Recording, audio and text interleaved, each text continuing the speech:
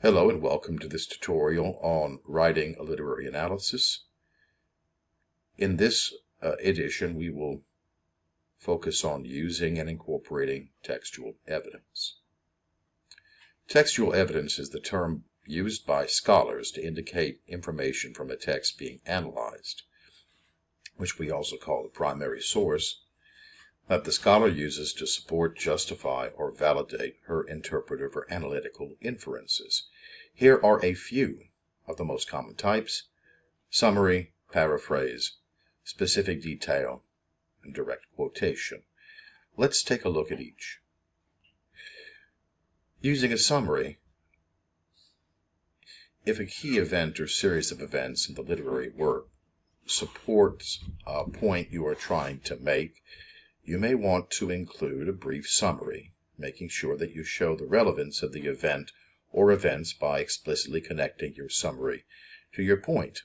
You'd use this in situations where, in order to quote, the quote would be far too long and fail to provide the essential information that you need to use in order to justify your inference. So, in this example, the boys find the grinding ball, but later attempt to bury it. That's the summary from a particular story. The relevance is burying it is their futile attempt to make time stand still and to preserve perfection. So you would not get that inference by simply reading the events of the story that are being summarized, and yet you would need the summary in order to justify the inference. A paraphrase is a little bit different. It involves putting the author's words into your own words. You can make use of paraphrase when you need the details of the original, but not necessarily the words of the original. Paraphrase is to put someone else's words into your own words. Here is an example of how to translate original material into part of your own paper. So in the example we have here, the original states, "I was 12 and in junior high school, and something happened that we didn't have a name for, but it was nonetheless like a lion and roaring the way the biggest things do."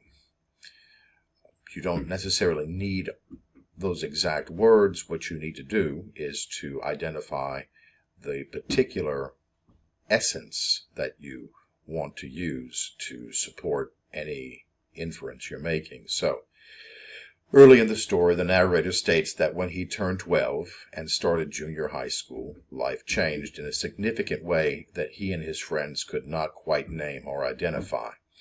So, using although the writer uses a metaphor, simile actually, comparing this situation to a lion, that simile is not essential for what the writer is trying to say.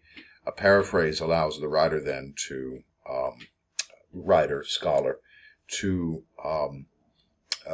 get at exactly what he or she wants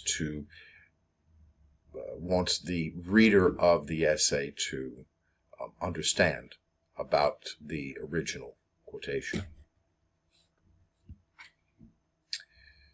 Using specific detail is probably the most common type of textual evidence.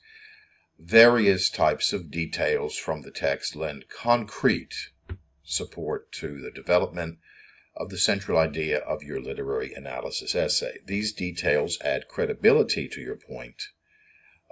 And below is, or actually to the side, is a list of some of the details which could have been used in the developmental paragraph from a paper on John Updike's short story A&P. So, in this situation, the writer, the analyst, I guess, if the person writing the analytical essay, can identify key words or phrases, all of which, taken together, as we saw in the first tutorial film that I've made, taken together, can support an inference or an interpretation. You'll note, of course, that these specific details are much easier to manage in making a point in your essay, because you don't need to completely stop the flow of your own prose in order to introduce the flow of someone else's prose, as you would with a full quotation or an extended quotation. So this is the most, like I said, common and effective means of introducing textual evidence in an analysis. However, there are times when you will need to use full direct quotations. Now, a quotation or quotations can illuminate and support the ideas you are trying to develop. A judicious use of quoted material will make your points clearer and more convincing. Key thing, of course, is judicious use. A lot of students like to just put quotes in their papers without any rhyme or reason, without any purpose to the quote. They think that writing an analysis involves including a bunch of things, one of which is quotations, and they believe that by simply including the quotation, they have successfully executed the assignment. But as you're learning, quotations are evidence. They have to have a purpose, and you have to show their purpose. The longer the quote, the more detail you will have to, or more time you'll have to spend explaining the significance of the quote. Now, as with all the textual evidence you use, make sure you explain how the evidence is relevant. Let the reader know why the quotes you cite are significant to your argument. Now, the following are guidelines and examples that should help you effectively use quotations. 1. Brief quotations, 4 lines or fewer of prose and 3 lines or fewer of poetry, should be carefully introduced and integrated into the text of your paper. In other words, they need to be they need to flow with your own writing. This is a very tricky thing, and that's why I'm covering this here. So when you're using a direct quotation, it can't just jar the reader. It needs to be incorporated, so that way there is no gap, so to speak, between what you're quoting and what you're saying about the quote.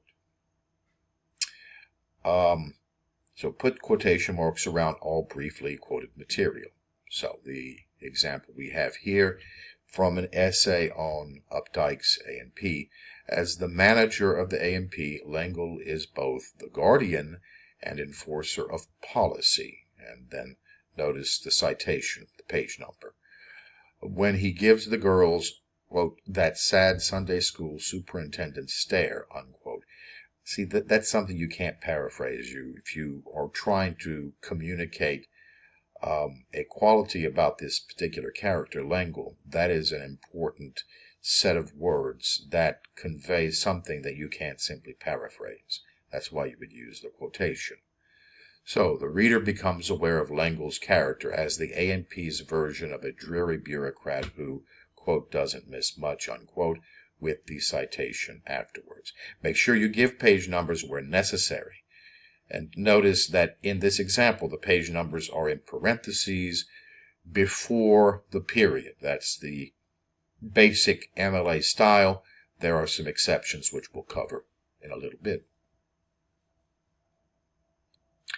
Now, if you're quoting poetry, and that is what most of this particular class is going to focus on, just because it's the nature of British literature, generally speaking, there are some conventions you need to follow.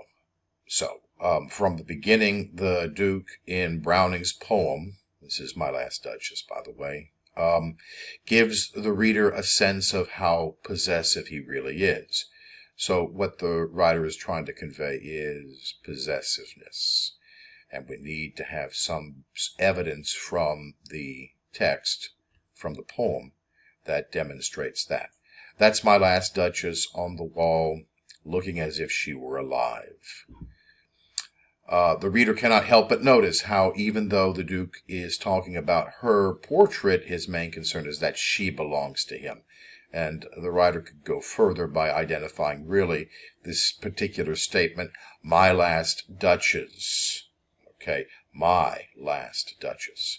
Now notice notice this and notice this. The writer has quoted the first two lines of the poem. And so when a line ends and you are going to quote the following line, you need to indicate the line break by using a slash here. Also notice that, again, the parentheses with a period afterwards, but we have 1 through 2 because we're talking about lines. So in quoting poetry, you give the line numbers, not the page numbers. Why is that? Because poems appear in many, many different places. Anthologies, on the internet, etc. My Last Duchess, for example, you can find in many locations. But no matter what particular location you find the poem in, these will be always the first two lines. Lengthy quotations are sometimes necessary, though for most of what you will be writing in this class, they won't be necessary. Nevertheless, I am going to cover this. Lengthy quotations should be separated from the text of your paper. You can see here the separation. This is the text of your paper. This is the quote here. More than 4 lines of prose should be double-spaced and indented 10 spaces from the left margin. Please forgive me for not double-spacing this. With the right margin the same as the rest of your paper. More than 3 lines of poetry should be double-spaced and centered on the page. Note, do not use quotation marks to set off these longer passages because the indentation itself indicates that the material is quoted. Okay. Notice you still will need to include the line numbers, but in this situation, right, notice that in the extended quote, or the lengthy quotation, you will put the page numbers or the line numbers after the period. I know. You might ask, why is this the case? It's just the way things are. Okay, so you can see that this particular quote needs to be presented in full for the purpose of the argument of this particular paper. But I do want to draw your attention down here. Only use these kinds of extended quotations in long papers, 10 to 20 pages. In short papers, 2 to 3 pages, you don't have the room to develop an argument in that space and also include lengthy quotations like this. A short paper, 2 to 3 pages, requires a more precise analysis.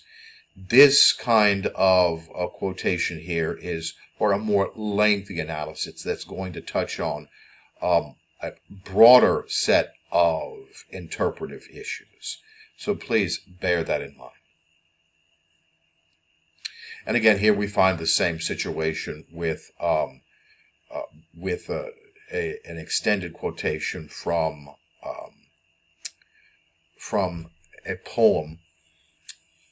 And notice, of course, that it is centered so that the margins here are not the same as here, and indented. And notice, of course, each one of these is where the line break is, so you don't need to indicate that with a slash because you are maintaining or preserving the line breaks in the quotation itself. And again, the period followed by last name of the author if necessary, and then the line numbers. In some instances, you may need to supply information for the reader that's not in the quotation. So, if any words are added to a quotation in order to explain who or what the quotation refers to, you must use brackets to distinguish your addition from the original source. So, in this situation, the literary critic John Strauss asserts that he is portrayed as self-righteous and disillusioned. Well, in the original quote, Strauss is referring to the character Young Goodman Brown from the short story Young Goodman Brown. But since the quote does not include the name Young Goodman Brown, the writer of the essay who's using this quotation is obliged to provide that information, since it's not part of the original quotation, but because it is also necessary for the reader to better understand the quotation. The writer adds the name Young Goodman Brown and indicates that addition using brackets. In some instances, you will need to alter the spelling of a word in order to preserve the necessary grammatical structure. So, here we have another quotation from Strauss. Strauss also argues that Hawthorne presents Young Goodman Brown in an ambivalent light. In the original quotation, and we don't know what it looks like, the verb is present, so there's no telling. It could be will present Young Goodman Brown in an ambivalent light, we don't know. All we know is that this was the original, but if you include the original without the addition of the S, you have created a subject-verb agreement problem. So you need to make sure that in these situations, what you present is grammatically correct, and if that means adding an S, then you will add an S using the brackets. Now we've covered what to do if you have to add something to a quote. What happens if you need to remove something so that you're only giving me part of the quotation? Well, you use ellipses to indicate any omitted words. I'm going to go with what the handout presents. This is just a kind of personal thing. I'm not a big fan of putting ellipses before a quotation like this or after a quotation like this. I'm just not a fan of it. It doesn't seem to be necessary. But I've already noticed that some of you do this, and so because that is the case, we will discuss and incorporate that technique into this presentation. So an ellipsis is 3 periods spaced, right? So period, space, period, space, followed by, in this case, the quotation. The omission is from a part of at the beginning of the quotation. You know, of course, the quotation, early to bed, early to rise, makes a man healthy, wealthy, and wise. In this case, there are 3 ways you could present this. I shouldn't say 3 ways, but here are 3 situations in which the writer has omitted part of that quotation. So in this one, this behavior, quote, and then the ellipses, makes a man healthy, wealthy, and wise. In the second example, the omission occurs in the middle of the quotation. Early to bed makes a man healthy, wealthy, and wise. This is where I use ellipses in my own writing. I really have never used ellipses here or here, and that includes on my dissertation. And then if you are going to end a quotation with an omission, notice that you have to add a little something. You have to add a period. So we have again, space, period, space, period, space, period. That's our ellipses. And then a space and then a period to indicate that this is also the end of this sentence here. He said, early to bed and early to rise makes a man healthy. The same rules apply if you're quoting lines of poetry. However, if you are omitting lines from an extended quote from a poem, then note that you would use this particular technique here, a single line of spaced period, so that it's a kind of very extended ellipses. And what this indicates is that there is at least one, maybe more lines that are missing between this line here and then the following line. You would then, of course, cite that information with line 24 here, and then a comma followed by 26 through 30, which indicates that it's line 25 that's missing. So the lines that are quoted, each one is cited, but again, if there is an omission, you simply wherever there is an omission, you would put a comma after the quoted lines, and then pick up with the remaining lines here. Now, there are, of course, some conventions on punctuating direct quotations, which we will need to talk about, and we're going to do that now. When the quoted material is part of your own sentence, place periods and commas inside the quotation marks. So here's a quotation here, a quotation here. Of course, this is the title of the work. So notice that there are no citations. There are no in-text citations. Therefore, you put the comma inside the quotation mark. Same thing here. The same would be true if we were dealing with a period. On the other hand, if you do have a parenthetical citation, as we see right here, what we've talked about before, I'm just going to emphasize now, that you put the period outside of the parenthetical citation. Okay, so the parenthetical citation looks like it's part of the sentence. Now, here's a little bit of a trickier thing, something that you may not come into contact with at all. Maybe you will. But when quoted material is part of your own sentence, punctuation marks other than periods and commas, such as question marks, are placed outside of the quotation marks unless they are part of the quoted material. So, why does the narrator of The Secret Lion say that the change was like a lion? Question mark. Why? Because the question mark does not belong with this particular quotation. The entire sentence here is a question, and since the punctuation is to indicate the sentence being a question, in this case here you would put it outside. Now, again, if you were, if this were part of a, if the question mark were part of the quotation, that would be a different story. It will go inside the quotation marks. And here we have an example of that. The Duke shows his indignation that the Duchess could like everyone and everything when he says, "Sir, 'twas all one." This exclamation point was incorporated, or it was used by Browning in the poem My Last Duchess.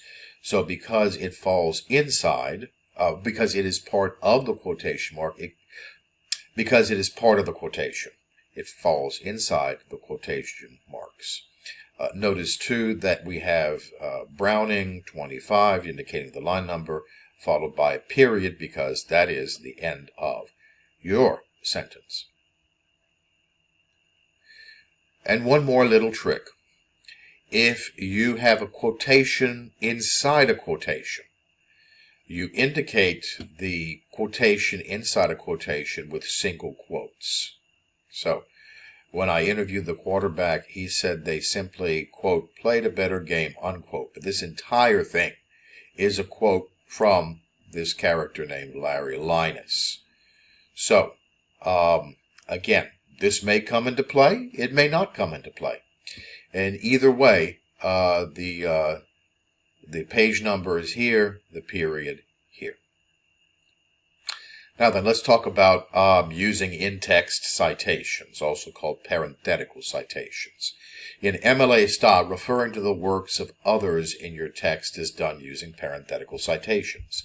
This method involves providing relevant source information in parentheses whenever a sentence uses a quotation or paraphrase. In other words, not just the words, but also the ideas taken from a source.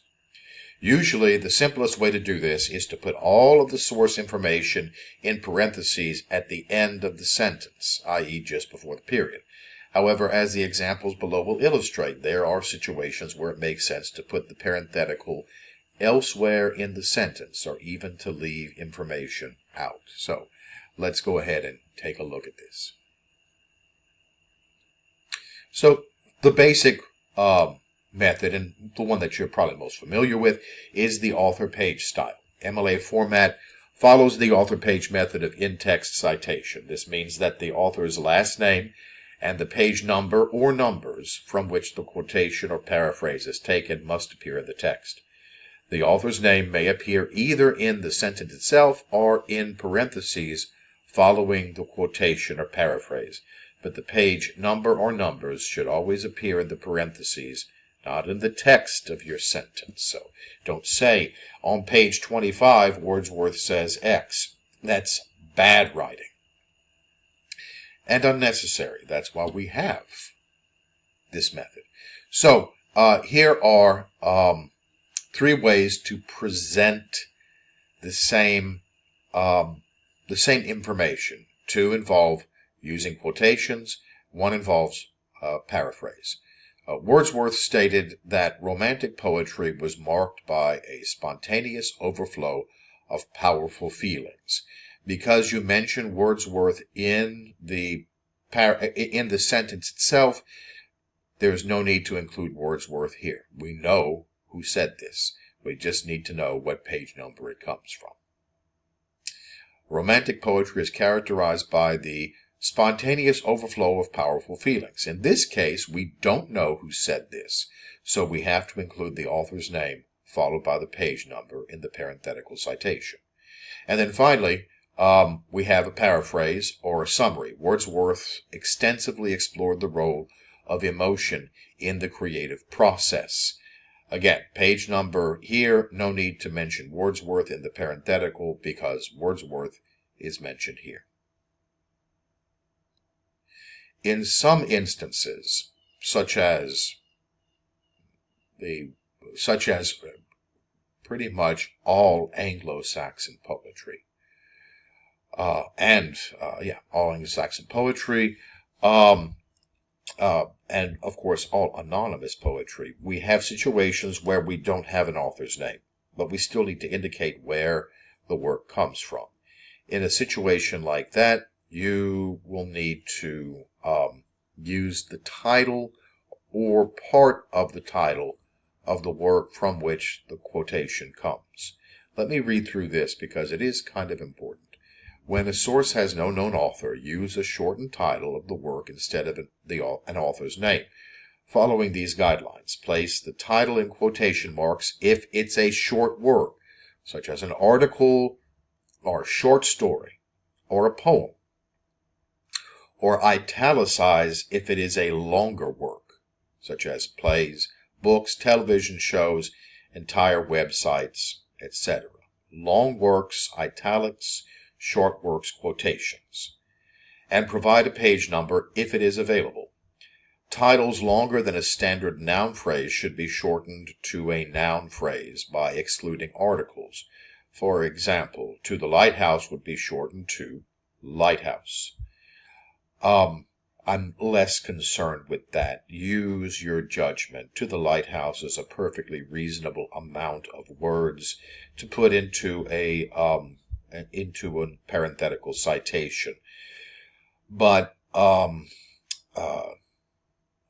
use your judgment. If something is very long, obviously shorten it. If it's something that is fairly short, like 3 words, I'm not picky.